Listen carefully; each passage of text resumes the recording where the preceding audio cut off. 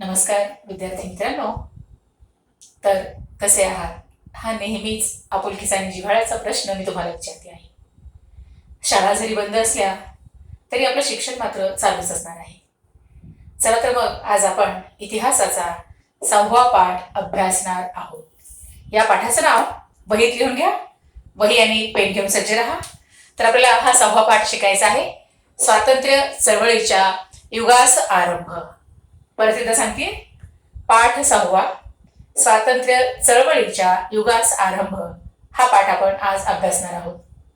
मग बाळांनो, आपण मागच्या पाठामध्ये पाहिलं होतं की आपल्या भारतीयांना त्या ठिकाणी म्हणजे पाश्चात्य शिक्षण जे आहे त्या पाश्चात्य शिक्षणाचा प्रसार भारतामध्ये मोठ्या प्रमाणावर व्हायला लागला होता. आणि मग या शिक्षणाचा म्हणजेच इंग्रजी शिक्षणाचा जो परिणाम आहे तो परिणाम भारतीय समाजामध्ये त्या ठिकाणी संमिश्र स्वरूपात त्या ठिकाणी पाहावयास मिळाला. मग आपण हेही पाहिलं होतं की जे नवशिक्षित तरुण आहेत ना, तर ते नवशिक्षित तरुणांनी काय केलं होतं, तर भारतीय समाजामध्ये प्रबोधन त्या ठिकाणी निर्माण केलं होतं. आणि याच प्रबोधनामुळे काय झालं, तर राष्ट्रीयत्वाची जी भावना आहे ना, ती राष्ट्रीयत्वाची भावना निर्माण व्हायला सुरुवात झाली. आणि मग राष्ट्रीयत्वाची भावना निर्माण झाली, परंतु आणखीन एका गोष्टीची गरज त्या ठिकाणी भासायला लागली. कोणत्या गोष्टीची गरज? तर मला सांगा की भारतातल्या ज्या विविध राजकीय संघटना आहेत ना, त्या विविध राजकीय संघटना एकत्र करणे, त्याचबरोबर राष्ट्राचं हित ज्याच्यामध्ये आहे तर त्या हिताला आपल्याला त्या ठिकाणी ते उद्दिष्ट डोळ्यासमोर ठेवायचं होतं, ते हित डोळ्यासमोर ठेवायचं होतं. आणि मग ते केव्हा साध्य होणार होतं, तर त्यासाठी एक अखिल भारतीय स्तरावरची राजकीय संघटना आपल्याला पाहिजे होती. आणि त्या संघटनेची गरज अर्थातच भासायला लागली. चला तर बाळांनो, मग आपण आता पहिल्या मुद्द्याला प्रारंभ करूया. पहिला मुद्दा वहीमध्ये लिहून घ्या. तर या ठिकाणी ब्रिटिश राजवटीतील प्रशासकीय केंद्रीकरण. मुद्दा परत एकदा लक्षात घ्या, ब्रिटिश राजवटीतील प्रशासकीय केंद्रीकरण. तर याचा आपण अभ्यास करणार आहोत. मग नेमकं काय झालं, तर ब्रिटिश राजवटीमध्ये त्यांनी जे प्रशासन चालवलं ना, तर त्याच्यामध्ये नेमकं एकछत्रीपणा म्हणजे अंमलात यायला लागला. आता एकछत्री अंमल म्हणजे काय ते आपण पाहणार आहोत. आता मला सांगा की त्यांनी काय केलं, सगळ्यांना समान धोरणे लागू केली. समान धोरण म्हणते मी, कमी जास्त नाही. त्याचबरोबर कायदा सुद्धा निर्माण करत असताना कायद्यासमोर सर्वजण समान आहे ही भावना सुद्धा त्यांनी त्या ठिकाणी रुजवली होती. आणि मग याचा फायदा काय झाला, तर सर्व भारतीयांमध्ये एक राष्ट्रीयत्वाची भावना निर्माण व्हायला लागली. मग मला सांगा की ब्रिटिशांनी काय केलं होतं, तर त्यांना आपल्या भारतामध्ये प्रशासन चालवायचं होतं. आणि मग हे प्रशासन चालवण्यासाठी त्याचबरोबर लष्कराच्या जलद हालचालींसाठी त्यांनी दळणवळण यंत्रणा प्रस्थापित केली होती. हे मी तुम्हाला मागे सांगितलं बाळांनो. मग मला सांगा, याचा फायदा निश्चितच आपल्याला सुद्धा झाला. खरं तर ते त्यांनी आपल्यासाठी केलं होतं का, तर अर्थातच नाही. कारण त्यांना काय करायचं होतं, आपल्या भारतामध्ये चांगला राज्यकारभार चालवायचा होता. यालाच आपण काय म्हणतो, प्रशासकीय कारभार. आणि त्याचबरोबर लष्कर जे आहे त्यांचं, त्या लष्कराच्या जलद हालचाली सुद्धा त्यांना करायच्या होत्या. आणि म्हणून त्यांनी रस्ते, रेल्वे यासारखं दळणवळण आपल्या भारतामध्ये आणलं. आणि निश्चितच या सगळ्या भौतिक सुधारणांचा फायदा आपल्यालाही झाला. आणि मग काय झालं, मग आता एका प्रांतातले लोक दुसऱ्या प्रांतातील लोकांशी संपर्क ठेवायला लागले. आणि अर्थातच याचा फायदा आपल्याला मोठ्या प्रमाणात झाला. म्हणजेच काय झालं हो, तर राष्ट्रीयत्वाची भावना आपल्या सर्वांमध्ये मोठ्या प्रमाणावर त्या ठिकाणी निर्माण व्हायला मदत झाली. इथपर्यंत आपण लक्षात घेणं गरजेचं आहे. त्यानंतर दुसऱ्या मुद्द्याकडे आपण वळणार आहोत. दुसरा मुद्दा या ठिकाणी आपण जाणून घेऊया, तर आर्थिक शोषण या मुद्द्याकडे आपण वळणार आहोत. आर्थिक शोषण. आता आर्थिक शोषण कसं झालं ते आपण या ठिकाणी पाहूया. इंग्रजांनी एका धोरणाचा पुरस्कार केला होता. कोणत्या, तर साम्राज्यवादी जे धोरण आहे ना, त्या साम्राज्यवादी धोरणाचा पुरस्कार केला होता. आता पुरस्कार म्हणण्यापेक्षा आपल्यावर ते लादलेलं होतं. मग मला सांगा, या इंग्रजांनी आपल्यावर कशा कशाची सक्ती केली होती, बळजबरी सक्ती म्हणजे. तर मला सांगा, अर्थातच नगदी पिके. आठवतंय नगदी पिके कशाला म्हणायचं, तर ऊस, कापूस, तंबाखू आणि नीळ याला आपण नगदी पिके म्हणतो. म्हणजे रोख पैसे देणारी ही पिके आहेत. आणि मग ही आपल्याला सक्तीने त्या ठिकाणी म्हणजे शेतकऱ्यांना तयार करण्यासाठी भाग पाडली. म्हणजे याचंच उत्पादन शेतामध्ये घ्यायचं, दुसरं घ्यायचं नाही. आता अशी सक्ती इंग्रजांनी केली. त्याचबरोबर शेतसारा. या शेत साऱ्याचं सुद्धा ओझं आपल्यावरती होतं, हेही आपण लक्षात घेऊया. म्हणजे आपल्याला माहितीये की शेत सारा हा रोख आणि वेळेवर त्या ठिकाणी भरला पाहिजे, अशी सुद्धा सक्ती इंग्रजांनी त्या काळामध्ये केली होती. त्याचबरोबर सतत पडणारे भारतामधले आपले दुष्काळ, आणि याच्यामुळे काय झालं, तर भारतीय शेती जी आहे ना, त्या भारतीय शेतीचा कणा त्या ठिकाणी मोडला, हे आपण लक्षात घेऊया बाळांनो.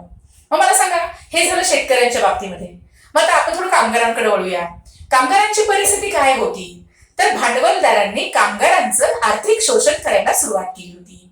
मग इतकंच नाही, आता मध्यमवर्गीयांचं शोषण कसं व्हायला लागलं होतं, तर मध्यमवर्गीयांवर सुद्धा विविध प्रकारचे कर इंग्रजांनी त्या ठिकाणी लावलेले होते.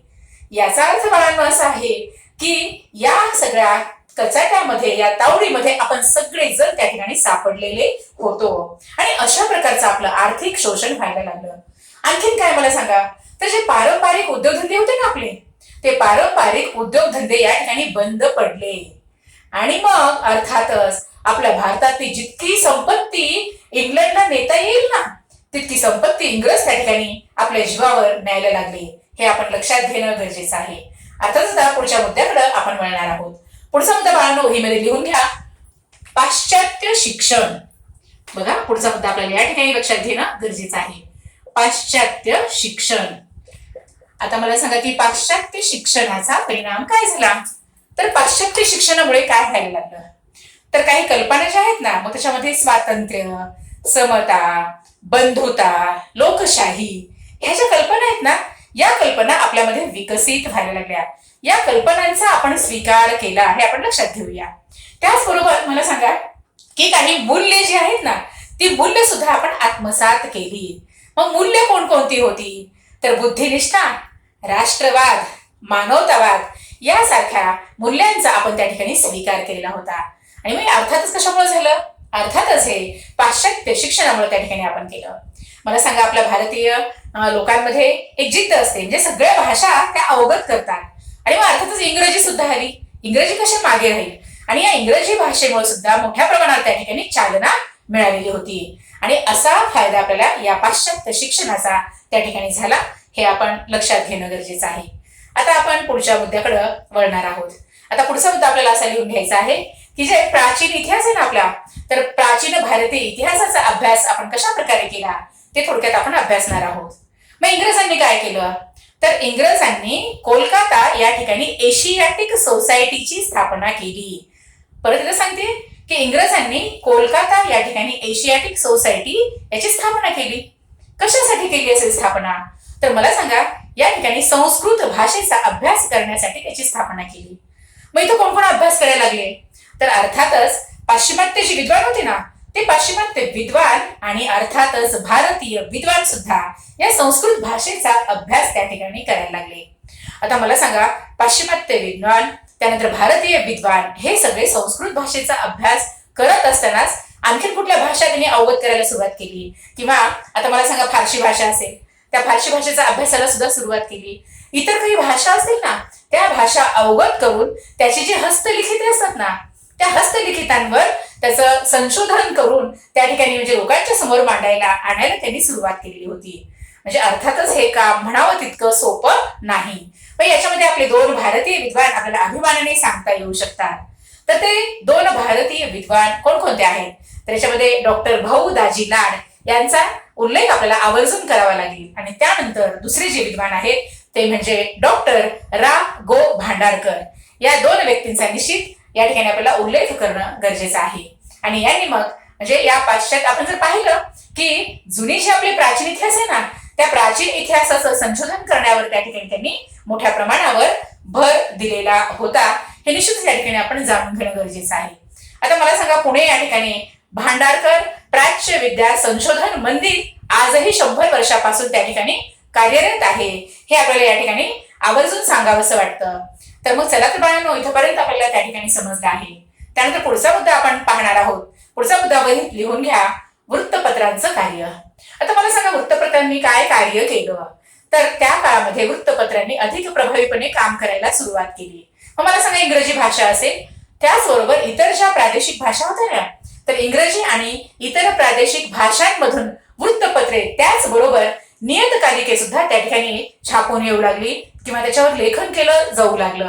हे अर्थातच महत्वाचं आणि चांगलं काम आपल्याला त्या ठिकाणी दिसतंय.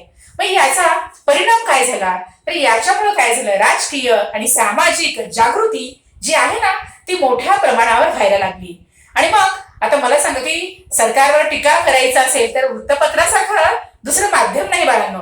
आणि मग त्या काळामध्ये सुद्धा कोणकोणती वृत्तपत्र कार्य करत होती ते आपण पाहणार आहोत. मग याच्यामध्ये दर्पण असेल, त्यानंतर प्रभाकर असेल, अमृत बझार पत्रिका असेल, केसरी असेल, मराठा असेल, यासारख्या वृत्तपत्रांनी अतिशय महत्वाचं काम त्या ठिकाणी केलं. आणि यासारख्या वृत्तपत्रांच्या द्वारे म्हणजे इंग्रज जे आहेत त्या इंग्रजांच्या धोरणांवरती फार मोठ्या प्रमाणावर टीका त्या ठिकाणी करण्यात येऊ लागली. तर बाळांनो, इथपर्यंत आज आपण पाहिलेलं आहे. तर अर्थातच हा भाग निश्चित एकदा किंवा दोनदा वाचून काढा. ज्या ठिकाणी तुम्हाला समजलं नाही त्या ठिकाणी लगेच शंका विचारा. नंतर आपण लवकरच भेटणार आहोत. घरीच राहा बाळांनो, आनंदी राहा आणि सुरक्षित राहा. धन्यवाद.